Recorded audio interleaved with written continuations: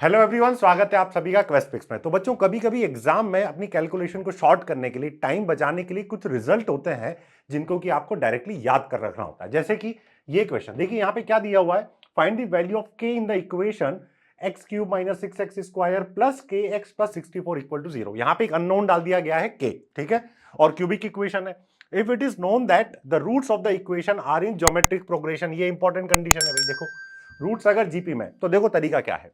अगर आपके पास कोई क्यूबिक इक्वेशन है a x cube plus b x square plus c x plus d equal to 0, ठीक है, और इसके रूट्स अगर जीपी में है, रूट्स आर इन जीपी, तो आपको डायरेक्टली रिजल्ट याद रखना है बेटा, a C cube is equal to B cube D.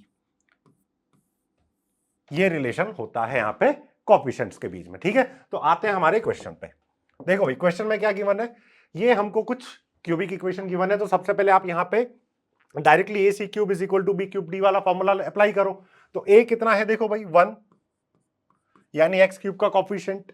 C cube, C कितना है भाई हमारे पास के, तो ये हो जाएगा simply K cube is equal to B का क्यूब। बी कितना है देखो भाई -6, तो -216, या इसको हम डायरेक्टली ऐसा करते हैं भाई, माइनस बाहर ले लेते हैं और 6 का क्यूब लिख देते हैं, ठीक है। और डी कितना है हमारे पास में 64 इंटू 64, क्लियर है। सो यहां से के क्यूब देखो कितना आ जाएगा, -6 क्यूब इंटू इसको मैं लिख सकता हूं 4 का क्यूब, क्लियर है।